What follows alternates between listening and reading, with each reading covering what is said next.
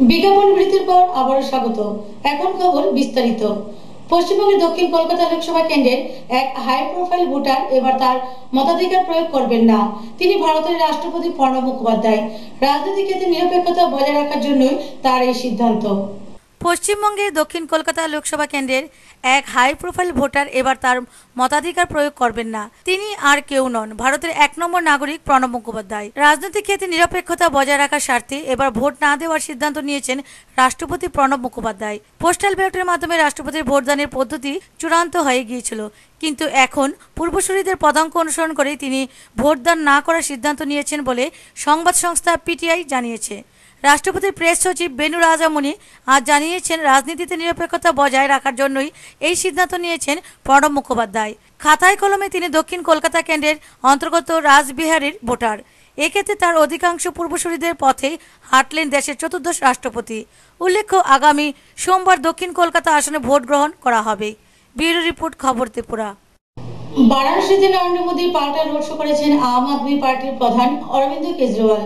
Road show করার সময় নিজের সমর্থকদের উদ্দেশ্যে কেজরিওয়ালের বার্তা, বারাণসীতে জিতবে আম আদমি পার্টি।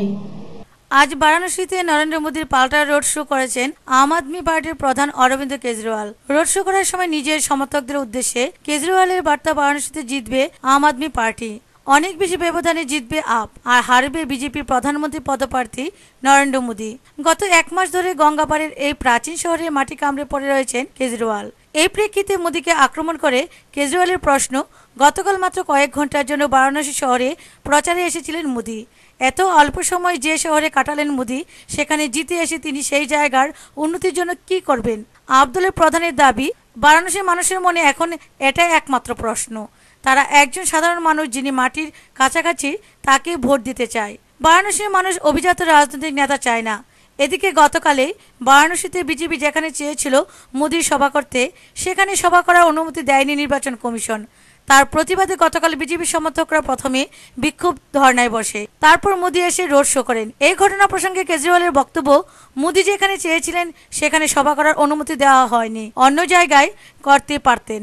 তার দাবি, এর জন্য এত প্রতিবাদ বিক্ষোভের কোনো প্রয়োজন ছিল না, সবই বিজেপির নাটক ছাড়া আর কিছুই না। বক্তব্য কেজরিওয়ালের। ব্যুরো রিপোর্ট, খবর ত্রিপুরা। লগ্নি সংস্থা সারদার আর্থিক জালিয়াতির মামলার সিবিআই তদন্তের নির্দেশ দিল সুপ্রিম কোর্ট। তদন্তে সিবিআইকে সব রকম সাহায্য করার জন্য পশ্চিমবঙ্গ রাজ্য পুলিশকে নির্দেশ দিয়েছে সুপ্রিম কোর্ট। আর এই রায়ে খুশি সকল বিরোধী দলগুলি।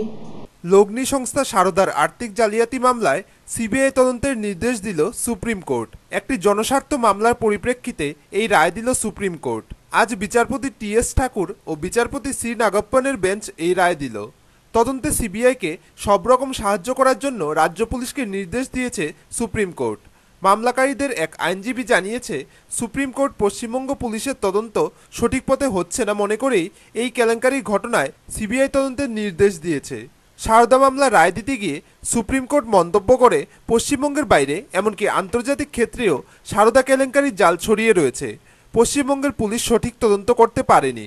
পাশাপাশি সুপ্রিম কোর্ট মন্তব্য করে, কেন্দ্রীয় সংস্থাগুলি চোখ বুজেছিল, কিভাবে রিজার্ভ ব্যাংক ও সেবির নজর এড়িয়ে সারদা কেলেঙ্কারি ঘটল।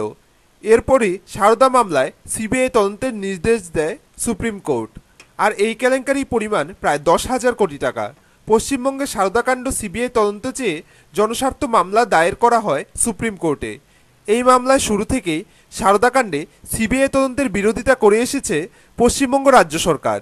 তবে সারদাকাণ্ডে সিবিআই তদন্তে রাজি অসম, ত্রিপুরা ও উড়িষ্যার সরকার। 10,000 crores of rupees and the money trail has not been yet investigated by the state police, and the money invested by these chit fund company people is not traceable where it has gone. There was a commission also appointed by state government to look into the money and return the money to the investors, and the Supreme Court has said that let that commission function independently and settle the claims of these claimants independently. But CBI has been authorized to investigate in all the aspects, in the aspects of criminality, in the aspects of conspiracy, and in the aspects of the penal offences involved into it. and it has also been authorized to go into the intrastate money trail of this, and possibly if they have the dimension of extra country also, means that if money has been parked outside the country, the CBI is authorized to investigate into that aspect also. Pinpoint prima facie who are the accused. Our allegation in the petition was that the accused involved are very big political people also, and they enjoy the patronage of the present ruling dispensation in West Bengal. এরপর বিচারপতিরা পশ্চিমবঙ্গ সরকারের আইনজীবীর কাছে জানতে চান, বাকি রাজ্যের যদি সিবিআই তদন্তের আপত্তি না থাকে তাহলে আপনাদের আপত্তি কোথায়। পশ্চিমবঙ্গের আইনজীবী তখন বলেন, রাজ্য সরকার যথেষ্ট তৎপরতার সঙ্গে সারদা মামলা তদন্ত করছে, এফআইআর দায়ের করা হয়েছে, আমানতকারীদের টাকা ফেরতের জন্য 500 কোটি তহবিল তৈরি হয়েছে। এখন সিবিআই তদন্তের নির্দেশ দিলে তদন্ত বাধাপ্রাপ্ত হবে। বিচারপতিরা তখন প্রশ্ন করেন, সারদাকাণ্ডের ব্যাপ্তি রাজ্যের বাইরেও ছড়িয়ে রয়েছে, পশ্চিমবঙ্গ পুলিশ রাজ্যের বাইরে গিয়ে কিভাবে তদন্ত করবে। যে সমস্ত লগ্নি সংস্থা বাজার থেকে 500 কোটি টাকা বা তার বেশি টাকা তুলেছে তাদের বিরুদ্ধে সিবিআই তদন্তের নির্দেশ দিলে রাজ্যের আপত্তি কেন। এরপরই পশ্চিমবঙ্গ সরকারের আইনজীবী ইউ ললিত আদালতে আর্জি জানান, ত্রিপুরা, অসম, উড়িষ্যা সারদাকাণ্ডে সিবিআই তদন্ত হোক, কিন্তু পশ্চিমবঙ্গের তদন্ত চালিয়ে যাক সিটই। আমি অনেক খুশি, সুপ্রিম কোর্টকে আমি কোটি কোটি ধন্যবাদ জানাচ্ছি যে সিবিআই জাজে আমরা মনে হয় কি আমরা টাকা পেয়ে যাব, সিবিআই জাজে মনে আমরা টাকাটা পেয়ে যাবো 100%। আমি ওই 60,000 টাকার মতো রেখেছিলাম, না কিছু টাকাটা ফেরত পাইনি। তারপর আমি ভেবেছিলাম এই আমার টাকাটা ধরতে গেলে আমার চুরি হয়ে গেছে, মনে ধরতে গেলাম। তারপরে সিবিআই জাজ হয়েছে, তারপর আমি পুরো আশা করছি 100-100 কি আমরা টাকাটা পাবো। কমিশন আমাদের একটু লোভে কমিশন দেখিয়েছিল, তার মানে আমাদের টাকাটা চলে গেছে। এখন তো আমার মনে হয় সিবিআই জাজ আমরা কিছু টাকাটা পাবো, আসল টাকাটাই পেয়ে গেলে সব দিয়ে বড় আমাদের এই হবে। হ্যাঁ, এরা তো খুশি, টাকা পেলে আমরা খুশি আছি। কত টাকা মতন রেখেছিলেন? আমার আছে 80 উপরেই আছে। 80,000 টাকা? হ্যাঁ। টাকা লাভ পাবেন এই আশা করে রেখেছিলেন? হ্যাঁ, মনে করছি যে টাকা পেলে খুশি আমরা। আজ পশ্চিমবঙ্গে আর্জি খারিজ করে সিবিআই তদন্তের নির্দেশ দিল সর্বোচ্চ আদালত। এদিকে সর্বোচ্চ আদালতের রায়ে খুশি বিরোধী রাজনৈতিক দলগুলি। इसके बारे में बिल्कुल हमने बार बार वहां भी कहा है, सीबीआई को इसके बारे में इंक्वायरी होनी चाहिए।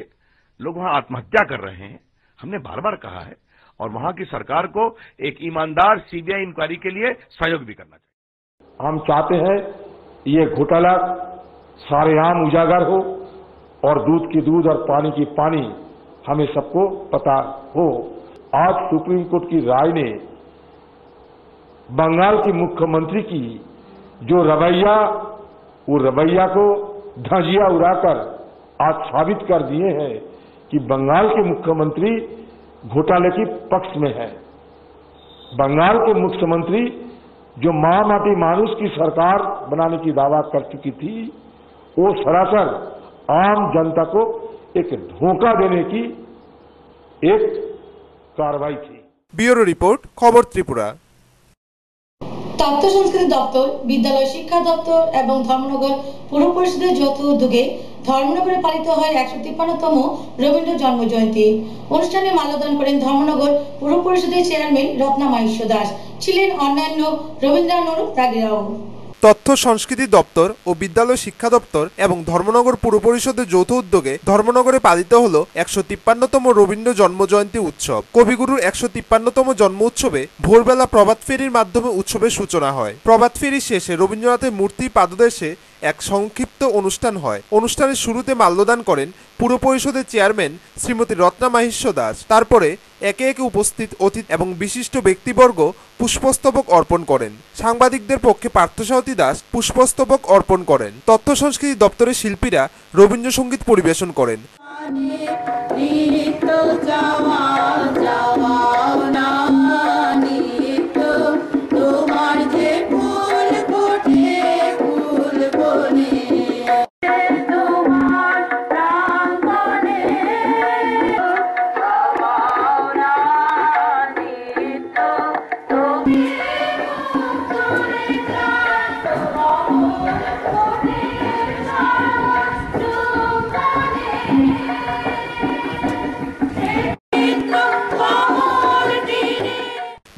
রাখেন বিশিষ্ট শিক্ষাবিদ অমরেন্দ্র শর্মা, কবি সাহিত্যিক ঋষিকেশ নাথ এবং অন্যান্য বক্তাগণ। তাছাড়াও ধর্মনগর শহরে অন্যান্য সোশিয়াল ওয়েলফেয়ার সোসাইটি এবং রবীন্দ্র সংস্কৃতি পরিষদ শোভাযাত্রা বের করে। ব্যুরো রিপোর্ট, খবর ত্রিপুরা। বিরল প্রজাতির এক লজ্জাপতি বানরের শাবক পাওয়া গেল তেলিয়ামুড়াতে। এই নিয়ে চাঞ্চল্য ছড়িয়েছে গোটা এলাকা জুড়ে। 25শে বৈশাখের প্রাতকালে তেলিয়ামুড়া শহরের উপর পাওয়া গেল এক বিরল প্রজাতির লজ্জাপতি বানরের শাবক।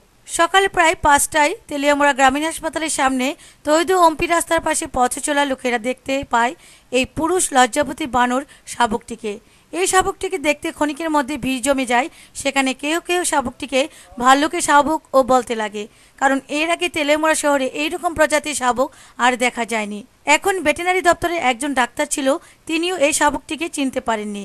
খবর দেওয়া হয় তেলিয়ামুড়া বন দপ্তরে। বন দপ্তরের কর্মীরা এসে এই শাবকটিকে উদ্ধার করে দপ্তরে নিয়ে যায়। তবে গত 2 দিন আগেও ঠিক এই রকমই একটি শাবক মহারানীপুর এলাকা থেকে উদ্ধার করে এবং 18 মুড়ার জঙ্গল ছেড়ে দেয় বলে জানায় বন দপ্তরের আধিকারিক। এটা কাছাকাছি হইব। এর আগে কি তেলিয়ামুড়া কোনো লজ্জাপতি বানর পাওয়া গেছে? আগে তো পাওয়া গেছে। কোন জায়গায় স্যার? তো গামাইবাড়ি। এইরকম কতটা প্রাণী আছে মানে তেলিয়ামুড়া শহরের মধ্যে আপনি মনে করেন? তেলিয়ামুড়া কতটুক আছে এটা ঠিক নাই, জানা নাই আমার। তবে এটা মানুষের বাড়িঘরের আশপাশেই থাকে। এটা এমনি দেখা যায় না, রাত্রেবেলা খায়, দিনের বেলা লুগাই থাকে। স্যার, গত পরশুদিন মহারানীপুর থেকে একটা লজ্জাপতি বানর ধরা হয়েছিল, ওইটা কি এখানেই আছে না সিপাহীজলা পাঠানো হয়েছে? এটা 18 মুড়া ছাড়া হয়েছে। এই শাবকটি যদি জঙ্গলে ছেড়ে দেওয়া হয় তবে বন দপ্তরের কাছাকাছি তেলিয়ামুড়া শহরে কিভাবে ঠিক একই রকম প্রজাতির লজ্জাপতি বানর পাওয়া গেল এই নিয়ে চলছে গুঞ্জন শহরবাসীর। তবে কি এই শাবকটির মা বাবা এই শহরেই আছে, না 2 দিন আগে পাওয়া শাবকটিকে যত্ন না করে মা বাবা নির্দিষ্ট ঠিকানায় না পৌঁছিয়ে কর্তব্যে গাফিলতির একটি উজ্জ্বল দৃষ্টান্ত রেখেছে দপ্তর, অভিযোগ জনগণের। ব্যুরো রিপোর্ট, খবর ত্রিপুরা। কবিগুরু রবীন্দ্রনাথ ঠাকুরের 153তম রবীন্দ্র জন্মজয়ন্তী উপলক্ষে ত্রিপুরা রবীন্দ্র পরিষদ উদয়পুর শাখা এক প্রতিযোগিতামূলক সাংস্কৃতিক অনুষ্ঠানের আয়োজন করেছে। প্রায় 300-এরও বেশি ছাত্রছাত্রী এই প্রতিযোগিতায় অংশ নেয়। কবিগুরু রবীন্দ্রনাথ ঠাকুরের 153তম রবীন্দ্র জন্মজয়ন্তী উপলক্ষে অন্যান্য বছরের মতো এবছরও ত্রিপুরা রবীন্দ্র পরিষদ উদয়পুর শাখা প্রতিযোগিতামূলক সাংস্কৃতিক অনুষ্ঠানের আয়োজন করে। তার মধ্যে রয়েছে তবলার লহরা, সঙ্গীত নৃত্য, বসে আঁকো প্রতিযোগিতা, আবৃত্তি ও বিশেষ প্রতিযোগিতার মতো চৌধারা প্রতিযোগিতার আয়োজন করে। প্রায় 300-র উপরে ছাত্রছাত্রী এই প্রতিযোগিতায় অংশ নেয়। উদয়পুর রবীন্দ্র পরিষদের প্রধান শিক্ষক স্বপন চক্রবর্তী জানায়, 1978 সালে এর যাত্রা শুরুর পর থেকেই উদয়পুর রবীন্দ্র চর্চা উত্তরোত্তর বৃদ্ধি পাওয়ার উদ্দেশ্যে এবং রবীন্দ্রনাথকে কেন্দ্র করে নানান সাংস্কৃতিকমূলক অনুষ্ঠান গড়ে তোলার জন্য রবীন্দ্র পরিষদ একটা অগ্রণীর ভূমিকা পালন করছে। 154তম রবীন্দ্র জন্মজয়ন্তী উপলক্ষে ত্রিপুরা রবীন্দ্র পরিষদ উদয়পুর শাখা অন্যান্য বছরের মতো এবারও বিভিন্ন বিষয়ের উপরে সাংস্কৃতিক প্রতিযোগিতার আয়োজন করেছে। 6 মে 2014 থেকে 13 মে 2014 এই 7 দিন ব্যাপী বিভিন্ন প্রতিযোগিতা এবং অনুষ্ঠানের মাধ্যমে আমরা ত্রিপুরা রবীন্দ্র পরিষদ উদয়পুর শাখা রবীন্দ্রনাথ ঠাকুরের জন্মজয়ন্তী উদযাপন করে থাকি। এবছরও আমরা প্রথম দিন তবলা লহরা প্রতিযোগিতা অর্থাৎ 6 মে তবলা লহরা প্রতিযোগিতা এবং বসে গরুন প্রতিযোগিতা, 7 মে আবৃত্তি রবীন্দ্র কবিতা আবৃত্তি প্রতিযোগিতা এবং রবীন্দ্র গল্প পাঠ প্রতিযোগিতা, 8 মে। ব্যুরো রিপোর্ট, খবর ত্রিপুরা। 153তম রবীন্দ্র জন্মজয়ন্তী উদযাপন ও ভৈরব মেলা শুরু হয়েছে কৈলাসহর দক্ষিণ চণ্ডীপুর ইন্দিরানগর বিজিতনগরে। 9 মে দক্ষিণ চণ্ডীপুর ইন্দিরানগর বিজিতনগর রাস্তার পাশে ভৈরবথলিতে শুরু হয়েছে 153তম রবীন্দ্র জয়ন্তী উদযাপন ও ভৈরব মেলা। মেলার শুভ উদ্বোধন করেন গৌরনগর পঞ্চায়েত সমিতির মাননীয় চেয়ারপারসন কৃষ্ণেন্দু চৌধুরী। বিশেষ অতিথি ছিলেন চণ্ডীপুর ব্লকের BDO Shibjyoti Dutta, sub divisional police officer Manabendra Chowdhury, Pratapchandra Das, অবসরপ্রাপ্ত কৃষি আধিকারিক সুধীর শব্দবার, এলাকার প্রবীণ নাগরিক। এই মেলা চলবে 3 দিন ব্যাপী। 14তম মেলার শুভ উদ্বোধন করতে গিয়ে কৃষ্ণদু চৌধুরী বলেন, আজকে এখানে বিদুর সাহেব আলোচনা করেছেন যে বিশ্বকবি রবীন্দ্রনাথ ঠাকুর যাকে আঁকড়ে নিয়ে আমরা এখনো বেঁচে আছি তাকে নিয়ে, এবং তার জন্মদিনটা শুধু আনুষ্ঠানিকতা নয়, এবং এই সময়ের মধ্যে রবীন্দ্রনাথ ঠাকুরের তার যে জীবনী, তার স্বদেশ চিন্তা, তার গ্রামের বিভিন্ন যে বিষয়গুলো আছে, উপন্যাস আছে, গল্প আছে, এবং সমস্ত কিছুই আমাদের এই চলার পথে একটা দিশা আমরা মনে করি। শহরের অদূরে এই মেলাতে অসংখ্য লোকের সমাগম হয়। চণ্ডীপুর ব্লকের বিডিও বলেন, রবীন্দ্রনাথের যে জিনিসটা সেটা তখনই আমাদের আত্মার সম্পদ হয় যখন সেটাকে আমরা সেরকমভাবে মানে খুশির সঙ্গে যখন আমরা সেটাকে করতে পারি। আর আমাদের হাসি কান্নায়, আমাদের জন্ম থেকে মৃত্যু পর্যন্ত সব কিছুতে রবীন্দ্রনাথ জড়িয়ে আছেন। আমাদের বাঙালি সংস্কৃতিটাকেই রবীন্দ্রনাথ আঁকড়ে ধরেছেন, বা রবীন্দ্রনাথকে বাঙালি সংস্কৃতি আঁকড়ে ধরেছে। তো এরকমভাবেই আমরা আজকে শুধু অনুষ্ঠান উদযাপনের জন্য আমরা এখানে আসিনি। শুধু ব্যুরো রিপোর্ট, খবর ত্রিপুরা। অন্যান্য বছরে নেই এই বছরও উদয়পুর রাজনগরের ভুবনেশ্বরী মন্দির প্রাঙ্গণে তথা রাজবাড়ী প্রাঙ্গণে কবিগুরু রবীন্দ্রনাথ ঠাকুরের জন্মদিবস উপলক্ষে রাজস্ব উৎসব উদযাপিত হয়। প্রধান উদ্বোধক থাকবেন অর্থমন্ত্রী বাদল চৌধুরী। গত 2003 সাল থেকে উদয়পুর রাজনগরে অবস্থিত ভুবনেশ্বরী মন্দির প্রাঙ্গণে তথা রাজবাড়ী প্রাঙ্গণে কবিগুরু রবীন্দ্রনাথ ঠাকুরের জন্মদিবস উপলক্ষে রাজস্বী উৎসব পালিত হয়ে আসছে। এবছরও কবিগুরুর 153তম জন্মদিবসকে কেন্দ্র করে সকালবেলা প্রভাত ফেরি সংগঠিত করে বিভিন্ন স্কুলের ছাত্রছাত্রীরা উদয়পুর শহর পরিক্রমা করে দলে দলে পৌঁছায় রবীন্দ্রনাথের স্মৃতি বিজড়িত ঐতিহাসিক স্থান উদয়পুর রাজবাড়ী ভুবনেশ্বরী মন্দির প্রাঙ্গণে। সেখানে বক্তব্য ও সাংস্কৃতিক অনুষ্ঠান অনুষ্ঠিত হয়। এছাড়াও রবীন্দ্রনাথের প্রিয় ফুল পলাশ, কৃষ্ণচূড়া, আমলকি চারা লাগানো হয়। সাথে সাথে রাজবাড়ী মুক্তমঞ্চে অনুষ্ঠিত হয় ছাত্রছাত্রীদের মধ্যে বসে আঁকো প্রতিযোগিতা। তাছাড়াও আবহাওয়ার পূর্বাভাস ভালো না থাকার কারণে স্থানীয় দোকানীদের মধ্যে কিছুটা হতাশার ছোঁয়া লক্ষ্য করা যায়। গেছে বছর তো মোটামুটি বৃষ্টি একটা ভালো হয়েছে না, এবছর যদি বৃষ্টিতে লাগছে, যদি বৃষ্টি না হয় তাহলে আশা করি মেলা খুবই ভালো হইব, খুব সুন্দর মেলা হইব এবছর। মাহবুনের সবাই দোকানদাররা সবাই যে আইসে, আশা করে সব অনেক টাকা খরচা করে নিয়ে, বৃষ্টি যদি না হয় দোকানদাররা সবাই ভালো বেচানি করতে পারবে আশা করি। এদিকে জেলা পরিষদের উদ্যোগে রবীন্দ্রনাথের নবনির্মিত প্রতিকৃতিতে মাল্যদানের পাশাপাশি রাজস্বী উৎসবের প্রাকলগ্নে অর্থমন্ত্রী বাদল চৌধুরী উদ্বোধক থাকবেন।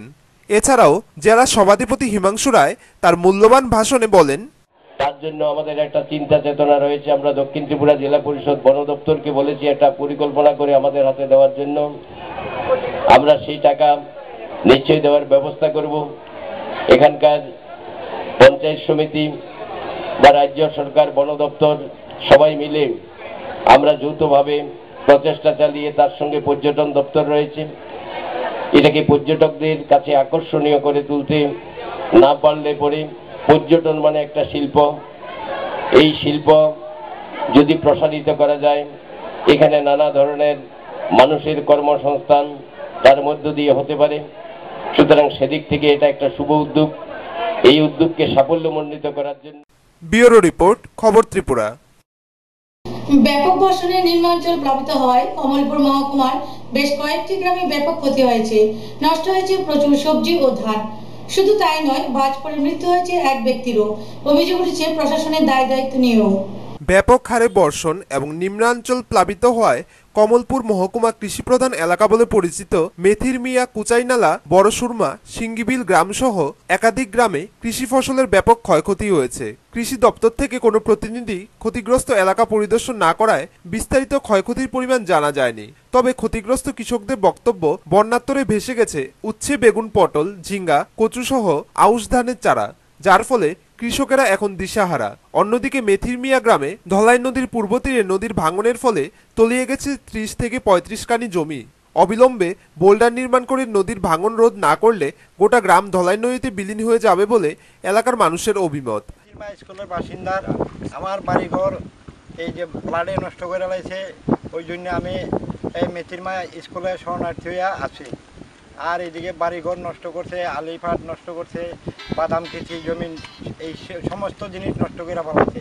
কোনো ক্রমে জানটা লইয়া আমরা স্কুলে শরণার্থী হইয়া কালকের যে প্লাট হয়েছে এই প্লাটে তোমার মেথেরমার কৃষকরা মানে সর্বস্ব লুটটা নিছে প্লাটে। তোমার পটল, রামাই, সেপরে আলি যা কিছু আছে ফসল, মরিচ, এভরিথিং মানে সবকিছু নষ্ট করে দিচ্ছে। মানে কালকে এগ্রিকালচার থেকে আমরা কয়েকবার ফোনও করা হয়েছে, এগ্রিকালচার থেকে কোনো লোক আইছে না। ভাবছি আজকে সকালে আইব, আজকে সকালেও তার কোনো পাত্তা নাই। এত বড় ক্ষতি হয়েছে, মানে মানুষের এত বড় দুর্ভোগ পোয়াইতেছে কেন এগ্রিকালচার দপ্তর থেকে, মানে কৃষি দপ্তর থেকে কোনো উদ্যোগ নাই। এটা কিরকম মানে কোনো ব্যবস্থা নিয়েছে না কৃষি দপ্তরে, তো এখানে কোনো পাত্রই পাওয়া গেল না। হ্যাঁ, তো আমরা কালকে ফ্লাড হওয়ার পরে ওই আমরা কিতা এইচডিসি থেকে, তার নাম কি জানি,